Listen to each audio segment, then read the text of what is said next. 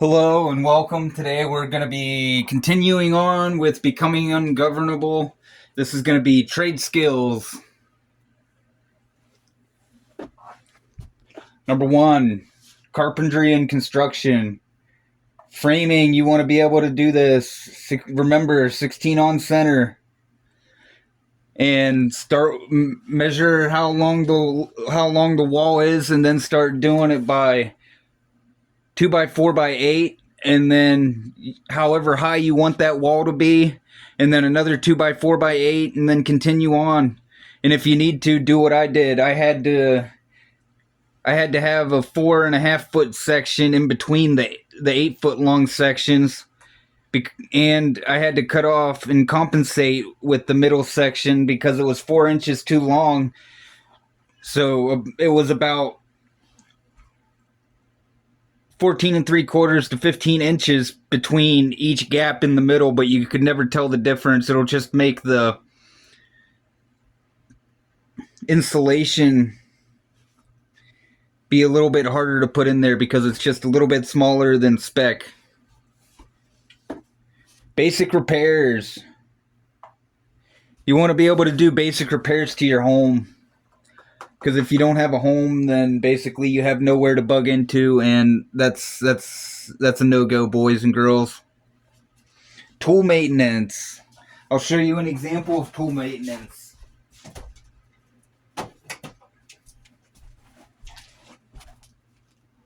You see the back of that carpenter's hammer? If it'll focus, you fuck. But you see how that's knurled in the back? I had to do that with a square file. That's why it's not even. There it is.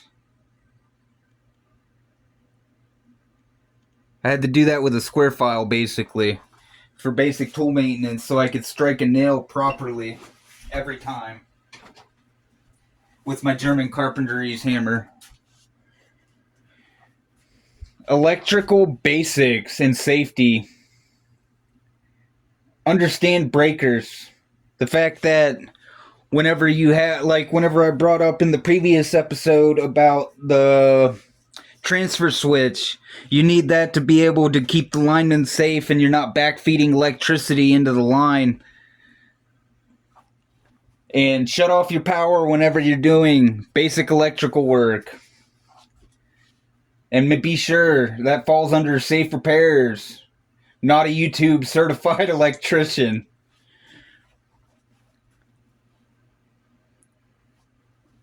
Three, plumbing and water systems. I've dealt with this a lot because I've had to build my own from scratch, basically. I had to get the well pump water lines dug, which are buried over 4 feet underground.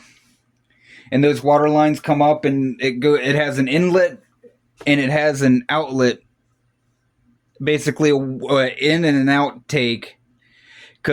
And on the notion of basic repairs with plumbing, I had to do some redneck engineering with a friend, and we came up with the idea, because my well pump would not draw at all and it wouldn't build pressure. So we shot on the return line, we shot 100 psi of air down the line, and it shot out the little piece of particulate that was clogging up my foot valve in my well pump. Fixing leaks. This is pretty much self-explanatory. Shut off your water with the shut-off valves if you have them. If you don't, go ahead and drain your system and turn it off. And that tied into redneck engineering, maintaining flow, of the previous story that I told about my well pump. Making gravity-fed systems. This one's pretty much self-explanatory. You would not use this as potable water, but you could use gutter runoff for your gardening and stuff like that, and have a water barrel attached at the bottom of it that fills up, that you swap out. And be sure to write on the outside, non-potable water. This is my biggest struggle, number 4, mechanical and small engine repair. Maintaining Generators, I can do that pretty easily. But the small engine repair, the most I've ever done with that is I had to fabric cobble together two different lawnmowers, the ass end of one and the front end of one. It was from the same brand. It was just a quick in and out swap, and it worked flawlessly.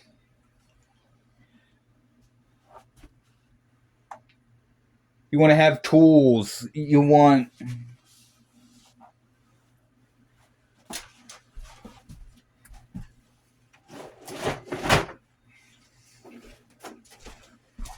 at least a basic setup of something like this,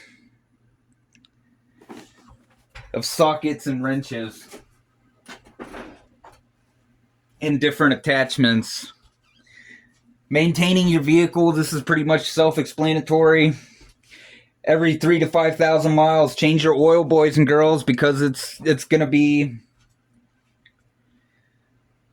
You're gonna eventually come to the point, if you don't change your oil, that it becomes like a sludge and it's trapped in the engine block, and it's not a good thing. And most mechanics will tell you go fuck yourself. Pardon the vulgarity. Food production. You want to be self-sufficient. Start off small. With gardening. And if you have livestock, do composting. I have goats, and their goat shit is amazing for my garden. I know I haven't shown it, but yeah, it is amazing for my garden. It's a lot less harsh than chicken shit. Have small livestock. This is where your stewardship is going to come into play, because I have a bunch of livestock. It's all goats, I'll be honest with you guys, but having to maintain their feet so they can walk properly and cleaning their hooves out and being sure they have, like, my goat Poseidon. He had urinary crystals. I didn't know what the hell was wrong with him, so I went on Reddit and I posted it in our goats. Please tell me what's wrong with my goat, and I explained the situation, and then I posted a video of what he was doing, and somebody pointed out the fact that he had urinary crystals, and that's what it was, lo and behold. Medical, first aid, basic wound care. You should be able to know how you patch yourself up. I'll tell you guys a story. I was chopping stuff up with my tomahawk, and I was sweating in my hands, and I did not have the lanyard on there, and that thing flung out of my hands and it went right through my shin bone. And I was bleeding profusely, and I had to do wound packing with rolled gauze, rolled gauze, and I just kept stuffing and stuffing and stuffing, because it's well over 4 inches of depth that went all the way to the hilt in my freaking shin. And basically I had to wound pack, and I put a Celox impregnated gauze pad over top of that to stop the bleeding, and it worked. Learn how to do CPR from a real class and get certified and get your card. And recognize when you are out of your depth.